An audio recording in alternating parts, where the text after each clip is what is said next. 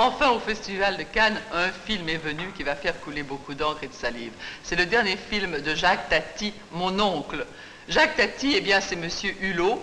Monsieur Hulot, vous vous souvenez de lui, mais qui n'est pas du tout en vacances en ce moment à Cannes, puisque depuis hier soir, il a vu son film, il a vu Jane Mansfield, il a vu beaucoup de journalistes autour de lui, il fait très chaud.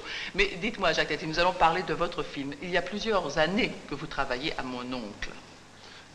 3 ans. Oui. 3 ans. C'est quelque chose d'assez rare dans le monde du cinéma. Mais c'est parce que vous le travaillez d'une façon très particulière et j'aimerais que vous expliquiez justement comment vous vous y prenez. Je pense que vous travaillez... Comment je lui prends, vous savez, je ne sais pas si ça intéresse tellement les spectateurs. En fait. Mais qu'on réalise bien à quel point vous faites tout dans le film depuis la... Donc c'est-à-dire que je prends, j'écris d'abord un canevas sujet, enfin que j'ai envie de raconter, et puis alors après, avec mon équipe, je l'appelle mon équipe, ça fait très prétentieux, mais enfin je peux pas, c'est pas celle des autres non plus.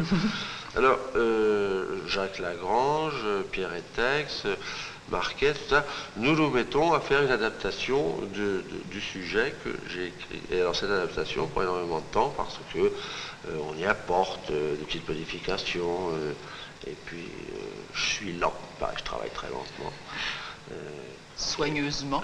Soigneusement, oui, enfin, j'aime bien ce que je fais, alors je crois que dans le cinéma, il faut tâcher de raconter une histoire que l'on a envie de raconter. Pour bien la raconter, ça demande énormément de temps. Mais les producteurs sont généralement des personnages assez tyranniques dans le monde du cinéma. Comment vous entendez-vous, vous et vos producteurs? Je m'entends pas tellement mal.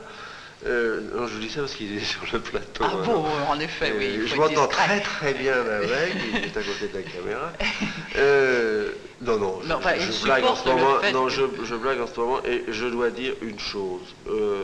Et ça, c'est une satisfaction, je vous assure, qui est très grande. C'est que aujourd'hui, dans le cinéma, chaque fois que l'on demande à un metteur en scène ce qu'il a fait, il est dans l'obligation de vous dire j'ai fait ce film, mais si j'avais eu à ma disposition un tel, or que l'on m'a obligé d'avoir Monsieur Tartampion, je ne cite pas de nom, pour faire le rôle du frère, j'aurais voulu Madame pour faire le rôle de la mère, et c'est dommage qu'on est obligé de faire une telle adaptation.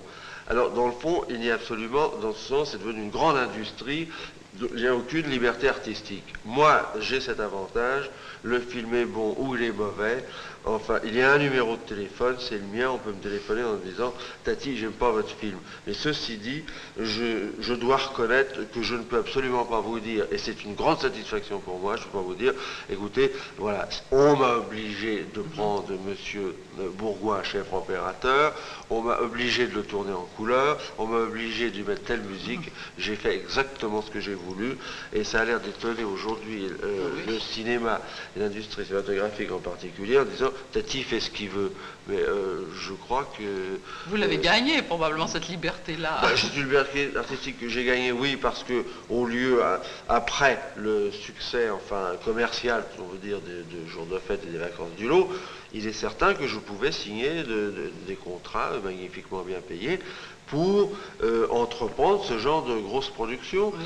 Et j'ai préféré continuer à vivre comme j'ai toujours vécu et de faire un métier que j'aime en faisant exactement ce que j'ai envie de faire. Et voilà, ça existe encore des cinéastes qui peuvent vraiment faire du cinéma pour leur plaisir parce qu'ils ont quelque chose à dire et qu'ils le disent à leur façon. Justement, la manière dont vous dites quelque chose au cinéma est très particulière, Jacques Tati. Pour vous, est-ce que le cinéma, c'est du dialogue avant tout, de l'image, du ballet? Est-ce que vous avez là-dessus une théorie? C'est-à-dire que j'essaie le plus possible de me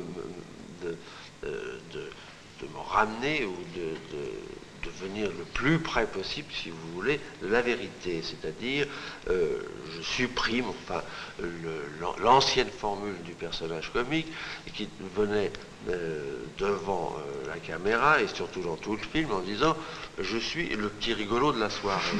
Bon, alors je suis très drôle, on m'a engagé pour être très drôle et je suis le personnage important du film. Personnellement, moi je n'y crois pas. Je ne crois pas. Ça a été une formule, elle a été excellente, elle et Hardy nous ont beaucoup fait rire, mais je ne crois plus aujourd'hui à deux messieurs qui rentrent dans un salon, qui cassent tout, et que les gens qui sont dans ce même salon ne voient pas les gags qu'ils font. Je crois que le comique a évolué et vous le trouvez davantage dans la rue en observant les gens. Monsieur Hulot n'est pas plus important qu'un autre personnage du film. On peut préférer le balayeur même à Monsieur Hulot. On peut trouver le chien des Harpel peut-être plus comique que le balayeur. Et ça, c'est à vous d'observer dans la vie, dans la rue. Et je crois qu'il n'est pas besoin d'être un comique professionnel pour déclencher un gag.